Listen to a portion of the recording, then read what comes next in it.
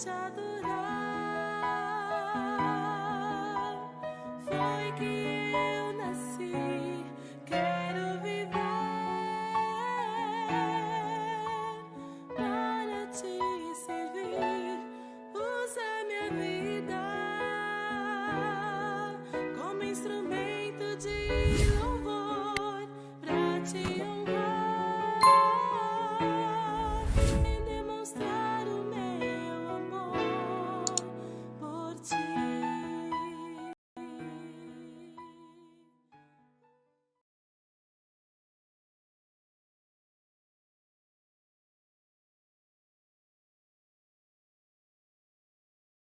Bom dia, bom dia. Começando mais um Café Comunhão. Hoje a nossa leitura e reflexão em Provérbios capítulo 24. Provérbios capítulo 24. Uma alegria ter a sua companhia mais essa semana, onde juntos então vamos continuar essa caminhada de sabedoria no livro de Provérbios. Como temos dito, o alvo de Salomão era de que diminuísse o número de tolos e aumentasse o número de sábios. E continua sendo esse o objetivo da palavra de Deus, nesse livro de Provérbios, que nós possamos ter uma legião de sábios, né? Diminuindo assim gradativamente o número de tolos. Ok? Então, sobre isso aqui, Salomão nos fala aqui no livro de Provérbios e temos muitos ensinamentos. Nesse capítulo 24, nós temos aqui uma coleção de provérbios de sabedoria e conselhos sobre como viver uma vida justa e sábia. O capítulo ele aborda uma variedade de tópicos, como a importância de buscar a sabedoria e o conhecimento, evitar a tolice e a maldade, mostrar compaixão pelos outros e ser honesto e justo, além de trabalhar de forma cuidadosa, de forma zelosa. É o que ele nos informa e são instruções dadas a cada um de nós aqui em Provérbios capítulo 24, tá bom? Desde já compartilhe o vídeo, não se esqueça de dar o seu like, seu joinha e se inscrever se não é inscrito, ou então incentivar outros a que façam a sua inscrição, tá bom? Vamos então à leitura do capítulo 24 e a nossa reflexão sobre esses versículos. Ele começa dizendo: não tenhas inveja dos homens malignos, nem desejes estar com eles. Né? Não tenhas inveja dos homens malignos e nem o desejo de estar com eles, porque o seu coração medita a rapina e os seus lábios falam a malícia. Invejar os malignos aqui é andar com ele, e andar com eles é uma séria ameaça à vida. A inveja é um sentimento subjetivo, mas andar com os maus é uma atitude objetiva. Os maus têm as mãos e os lábios a serviço da maldade. Vivem para espalhar aquilo que ofende a Deus e que destrói o seu próximo. Em vez de desejar imitar os malignos, devemos imitar aqueles que praticam o bem. Em vez de andar com os maus, devemos andar com pessoas que nos inspiram a prática do bem. Em vez de dar as mãos àqueles que fazem e falam coisas perversas, devemos ser parceiros de caminhada daqueles cujas mãos praticam o bem e cujos lábios preferem palavras então edificadoras. É com esses que nós devemos andar, ok? E não com os maledicentes. Com a sabedoria se edifica a casa, e com o entendimento ela se estabelece. E pelo conhecimento se encherão as câmaras com todos os bens preciosos e agradáveis. Só há duas maneiras de edificar uma casa ou estabelecer uma família. Uns constroem sua casa sobre a areia e outros constroem a sua casa sobre a rocha. Né? Então, a necessidade da nossa família não é de coisas, mas é de Deus. Não é de luxo, mas é da graça de Deus. Não é de presentes, é da presença de Deus. Como é que nós estamos edificando a nossa casa? Como é que você está edificando a sua casa? Como um construtor prudente ou como um tolo? Hoje é tempo de você edificar a sua casa com sabedoria. É isso que Salomão nos alerta. O homem sábio é forte, o homem de conhecimento consolida a força. Então, a sabedoria ela é mais forte do que a força mais robusta. Força sem sabedoria é poder que destrói, é arma que mata, é máquina de devastação. A maior força do mundo não é a bomba atômica nem a bomba de hidrogênio, mas a bomba das ideias. As ideias governam o mundo. O conhecimento vale mais do que a robustez dos músculos e o poder de todas as armas. Versículo 6. Com conselhos prudentes tu farás a guerra e a vitória na multidão dos conselhos. Há um adágio popular, né, que quem não trabalha mediante planejamento planeja fracassar. Então, o que fazemos é determinado por aquilo que nós pensamos. Nossos pensamentos dirigem as nossas ações, nossos valores regem as nossas atitudes. Então, precisamos ter luz na mente e devoção no coração para fazer aquilo que agrada a Deus e traz, então, honra ao seu nome. A sabedoria é demasiadamente alta para o tolo, na porta não abrirá a sua boca.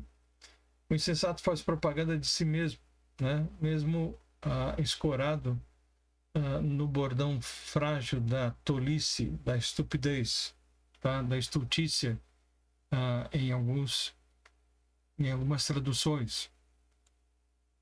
Tá? Mas o insensato, então, ele faz propaganda de si mesmo. Aquele que cuida de fazer mal, chamá-lo-ão de pessoa danosa. O pecado que Deus mais abomina é o pecado da intriga, ou seja, jogar uma pessoa contra outra. O mestre de intrigas é um ser em conflito. Onde ele chega, a paz se despede. Onde ele está, a harmonia arruma as malas e vai embora. Então, ele é danoso na vida das pessoas, como diz o texto bíblico. O pensamento do tolo é pecado e abominável aos homens é o escarnecedor. Uma árvore má não pode dar bons frutos. O insensato não pode ter bons desígnios no seu coração. E é do seu coração corrupto, então, que procedem todos os desígnios. Então, o mal não vem de fora, mas ele vem de dentro de cada um de nós. Não procede das estruturas, mas procede do nosso coração, que é mais perverso, diz a palavra, do que todas as coisas.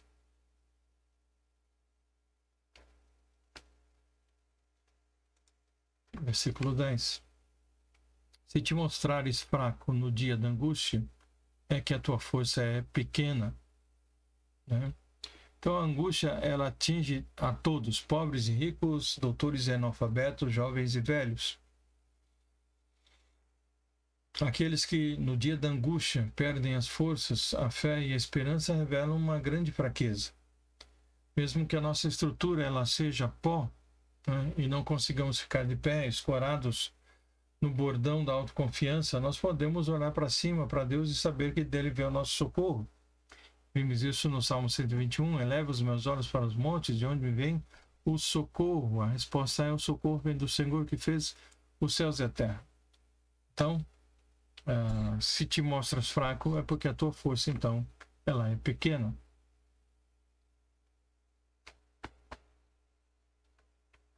Versículo 11: se tu deixares de livrar os que estão sendo levados para a morte, se tu deixares de livrar os que estão sendo levados para a morte e os que estão sendo levados para a matança, se disseres: eis que não sabemos, porventura não considerará aquele que pondera os corações? Não saberá aquele que atenta para a tua alma? Não dará ele ao homem conforme a sua obra? Né? Então todos os caminhos, segundo o ditado popular, levam a Deus. Só que esse ditado está muito longe da verdade. A verdade dos fracos é que todos pecaram e separados estão da glória de Deus, e não há justo nenhum sequer. Então o ser humano, sem Deus, ele está completamente perdido. Portanto, não há nenhuma atitude mais caridosa do que livrar os que estão sendo levados para a morte. Viva os que estão sendo levados para a morte, né? E vamos mostrar-lhes, né, o caminho correto, o caminho da salvação, porque estão sendo levados também para a matança, né? Então não há atitude mais caridosa do que livrar os que estão sendo levados para a morte e salvar aqueles que estão cambaleando para serem mortos. E como é que nós fazemos isso? Fazemos isso proclamando o Evangelho, porque o Evangelho ele é o poder de Deus para todo aquele que crê, né? E que traz então livramento e traz salvação para todo aquele que crê. Então é sobre isso que Salomão está aqui falando.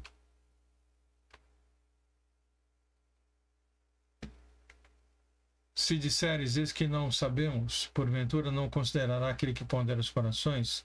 Não será aquele que atenta para a tua alma? Não dará ele ao homem conforme a sua alma?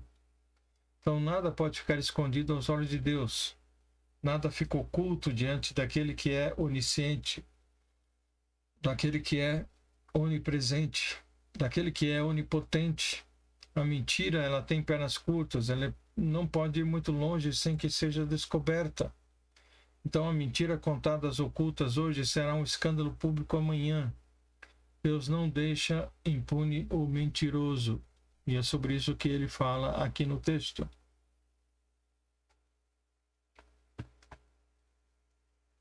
Versículo 13.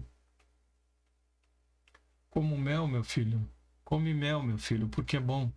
O favo de mel é doce ao teu paladar. Assim será para a tua alma o conhecimento da sabedoria. Se a achares, haverá galardão para ti e não será cortada a tua esperança.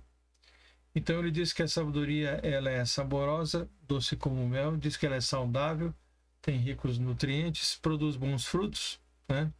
Porque é um bom fruto e jamais decepciona, porque é um prazer, com certeza, servir ao Senhor, né? Os frutos são bons. Também, né, para o presente e para o futuro. Jamais decepciona, a esperança jamais será frustrada, tá? Então ele fala sobre essa esperança, ele fala sobre o galardão que todos nós que confiamos no Senhor podemos receber e ter, né, da parte mesmo do nosso Deus. Não arme ciladas contra a habitação do justo, ó ímpio, nem assoles o seu lugar de repouso, porque 7 vezes cairá o justo e se levantará, mas os ímpios tropeçarão no mal. Então mexer com o justo é uma má ideia. O justo pode até sofrer reveses na vida, né? Pode vir ao chão, mas ele não vai ficar prostrado. Ele pode até cair, mas Deus o levantará. O justo está agasalhado nos braços de Deus e assentado com Cristo nas regiões celestiais. O socorro do justo não vem de braço forte, de um braço de carne, mas o braço onipotente de Deus. Enquanto o justo cai e se levanta até 7 vezes, os perversos serão derrubados imediatamente pela sua calamidade. Pelo seu pecado, pela sua desobediência, pela sua negligência. Quando cair o teu inimigo, não te alegres, nem se regozije o teu coração quando ele tropeçar, para que, vendo o Senhor, seja isso mal aos seus olhos e desvie dele a sua ira. Então, alegrar-se com a desgraça do próximo, entristecer-se, né, ou entristecer-se por sua vitória, é um sofrimento reprovável, indigno de uma pessoa de bem, sobretudo de uma pessoa que conhece a Deus. Alegrar-se com a ruína dos inimigos provoca não apenas a hostilidade humana, mas também e sobretudo a ira divina, a ira do Senhor, né? Então deixe que Deus trabalhe, deixe que Deus então controle a vida dessas pessoas, que Ele haja como Ele quer, mas não tripudie em cima dessa situação, não se alegre em cima dessa situação, tá? Não te indignes por causa dos malfeitores, nem tenha invejas dos ímpios, né? Porque o homem maligno não terá galardão, e a lâmpada dos ímpios se apagará. O invejoso, meus queridos, é um indivíduo mal resolvido e mal agradecido. As Escrituras exortam a não nos afligirmos e nem termos inveja dos malfeitores. A sua lâmpada vai se apagar e ele acabará imerso em profunda escuridão. Tá? Teme ao Senhor, filho meu, e ao rei, e não te ponhas com os que buscam mudanças, porque de repente se levantará a sua destruição e a ruína de ambos, quem o sabe? Devemos fidelidade a Deus e aos nossos líderes, aos nossos governantes. Devemos dar a Deus o que é de Deus e a César o que é de César. Então, a nossa submissão às autoridades constituídas deve ser uma evidência da nossa submissão a Deus. Longe, evidentemente, de nos associarmos aos revoltosos. Né? Cumpre com os seus deveres, cumpre com suas responsabilidades, né? Pagando seus tributos ao rei e honrando aqueles a quem Deus honra. Porque, evidentemente, aquele que honra a Deus será também honrado por ele.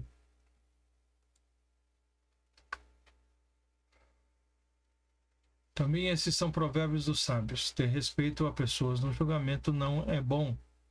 O que disserá o ímpio? Justo és, os povos o amaldiçoarão, as nações o detestarão. Mas para os que o repreendem haverá delícias, e sobre eles virá a bênção do bem. Então, a parcialidade no julgar, né, é uma ação perversa, pois temos um inocente, né? Aliás, pois inocenta justamente o culpado e culpa o inocente. Né? A parcialidade no julgar é uma ação perversa. Ok? Porque inocente é o culpado e culpa o inocente. Então, os bajuladores hipócritas, tá? Que tentam agradar os poderosos perversos, chamando de justo, cairão no desprezo do povo e serão detestados pelas nações. Nós precisamos ter fome e sede de justiça. Justiça precisa subir aos tronos e aos tribunais. Somente assim nós teremos uma sociedade ordeira, justa e próspera. Mas o que nós estamos vendo é justamente pessoas querendo, de todas as formas, corromper a nossa sociedade, né? Para que ela não seja uma sociedade próspera. Para que não seja uma sociedade que é dirigida e orientada pelo Senhor.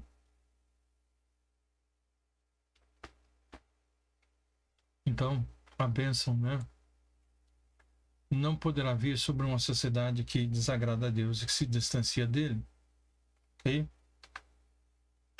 Beijados serão os lábios do que responde com palavras retas. O beijo é um gesto de afeto. É uma demonstração de amor sincero. Esse beijo só deve ser dado à pessoa quem se firmou uma aliança, né? E não essa ideia de estar beijando todo mundo por aí, né? Como parece ser muito comum nos nossos dias. E as pessoas, então, elas batem no peito, né? Elas se arrogam, elas se orgulham daquilo que estão fazendo, né? Elas acham que estão fazendo uma boa coisa. Mas o beijo deve ser dado à pessoa com quem você firmou uma aliança. E não o contrário. E o beijo do amor, né, é aquele beijo que se entrega. A ideia é que assim como o beijo demonstra amor e compromisso, assim também a resposta com palavras retas revela a mesma profundidade, a lealdade e amor. O que são essas palavras retas que ele diz aqui no texto? São justamente verdades ditas em amor. Nossas palavras sejam verdadeiras, que nossas palavras sejam boas, oportunas, agradáveis, assim como o beijo é agradável aos lábios. É essa comparação, então, que o salmista aqui faz, falando sobre essa situação agradável. Prepara de fora a tua obra e prepara no campo, então edifica a tua casa. O versículo, então, ele nos ensina uma das importantes lições da vida. Não podemos colocar o nosso chapéu no lugar onde a nossa mão não alcança. Se não cuidarmos dos nossos negócios fora de casa, perderemos a nossa credibilidade dentro de casa, né? É melhor comer um prato de hortaliças com a consciência em paz do que dar festa de rei sem ser rei. né? E nós já limos isso em textos aqui anteriores. Não sejas testemunha sem causa contra o teu próximo e não enganes os teus lábios, né? Com os teus lábios.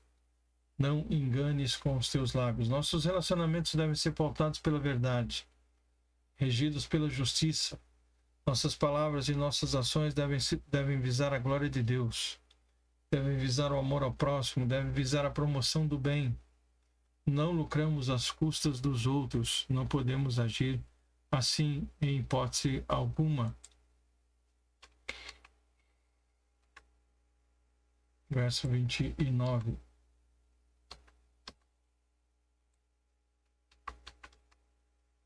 Muito bem.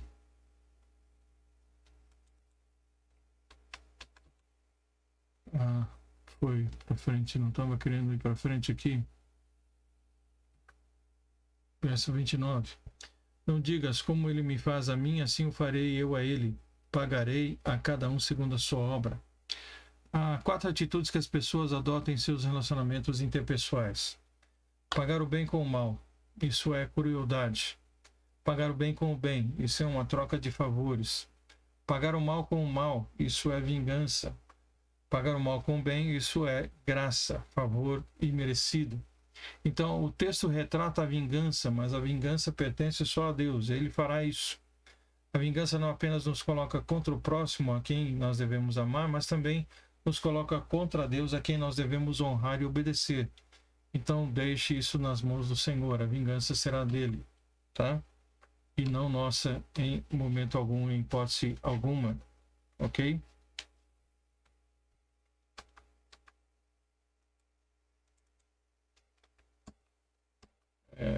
Tá difícil aqui às vezes de trocar.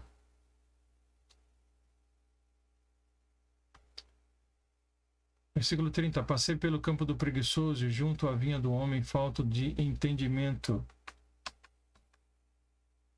Eis que estava toda cheia de cardos, a sua superfície coberta de urtiga, e o seu muro de pedras estava derrubado. Então, o fim da linha do preguiçoso e do tolo, né, são justamente a pobreza irremediável e o vexame público. É sobre isso que ele fala nesses 2 versículos 30 e 31, tá? Versículo 32. O que eu tenho visto, o guardarei no coração, e vendo, recebi instrução. Um pouco a dormir, um pouco a cochilar, outro pouco deitado de mãos cruzadas para dormir. Assim te sobrevirá a tua pobreza como um vagabundo e a tua necessidade como um homem armado. Ele continua falando sobre o preguiçoso aqui. A pobreza virá sobre ele de forma repentina e inesperada, né? A qual chegada é comparada com a chegada de um ladrão. Ele será emparedado pela necessidade como alguém que é encurralado por um homem armado e não consegue fugir da mira da sua arma. Então, fugir do trabalho e tornar-se especialista, né, em desculpas, e é justamente esse tipo de atitude um atalho muito perigoso. Feliz é aquele que come, né, do fruto do seu trabalho. Tá? Esse é bem-aventurado com toda a sua casa e será bem-sucedido em tudo que vier a fazer com toda certeza. Tá? Esses são os versos que nós temos então aqui no capítulo 24 de Provérbios. Nós possamos aproveitar o texto e tirar lições muito preciosas para a nossa vida, praticarmos essas lições, de maneira então a servirmos ao Senhor e ao próximo da maneira como eles merecem. Ok? Trabalhando dia a dia para que nós sejamos então pessoas diligentes, pessoas zelosas, cuidadosas e não tolos e nem tampouco preguiçosos, tá? Mas agindo de conformidade com a vontade de Deus para que pessoas sejam abençoadas e edificadas através da sua e da minha vida, tá bom? Então que seja assim o nosso propósito, o nosso desejo, o nosso querer e que possamos servir ao Senhor da maneira como Ele merece e sempre com alegria no nosso coração, porque vale a pena servir ao Deus Todo-Poderoso, que tem todo o conhecimento, que tem todo o poder que pode fazer qualquer coisa que quiser, no tempo que quiser. Então, que Ele possa alcançar a sua vida e o seu coração, possa nos alcançar e que nós possamos, então, assim, servi-lo, né, mais e melhor a cada dia, aproveitando cada oportunidade que nós temos para poder demonstrar que Ele é Deus nosso e que nós estamos prontos a segui-lo bem de perto, a cumprir, então, o seu propósito e a sua vontade, tá bom? Que Deus abençoe a sua vida, tenham todos um bom dia, debaixo da graça e da paz do Senhor, e amanhã, Deus permitindo, estaremos juntos, então, com Provérbios capítulo 25, dando continuidade dessa jornada que está quase no seu final, né? Temos 31 capítulos, nós já estamos no capítulo 24, estamos, então, próximos aí de encerrar também o livro de Provérbios, mais um livro que estaremos encerrando, né? A leitura e a meditação dele juntos, tá bom? Que Deus abençoe. Vamos orar, então, agradecendo por esse dia. Deus, obrigado por esse dia. Obrigado pela convivência com irmãos e amigos aqui. Que a tua palavra, Deus, que é rica, é poderosa e que não passa desapercebida e que também não é um vazio na nossa existência, que ela possa, Deus, realmente fazer tudo aquilo que lhe apraz e que nós possamos, dessa forma, a cada dia crescermos na graça e no conhecimento do Senhor, sermos, ó Deus, talhados, sermos, ó Deus, esculpidos na tua presença para fazermos exatamente aquilo que te deseja, nos apresentarmos diante do mundo da maneira como o Senhor, ó Deus, deseja que nos apresentemos, para que assim vejam Cristo através de cada um de nós. Dá-nos um bom dia na tua presença e ajuda-nos para que possamos servi-lo cada vez mais e melhor. É o que pedimos em nome de Jesus. Amém. Que a sabedoria alcance então o teu coração, a tua vida nesse dia mais uma vez. E se amanhã pudermos estar juntos, se Deus permitir, vamos então a ler e meditar no capítulo 25 de Provérbios, tá bom? Um forte abraço a todos vocês e até lá, se Deus assim permitir.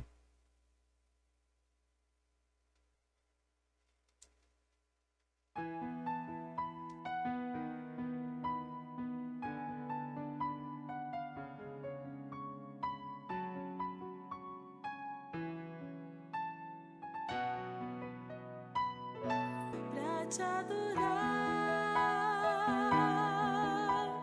foi que eu nasci. Quero viver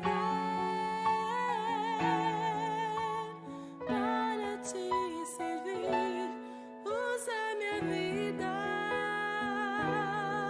como instrumento de louvor pra te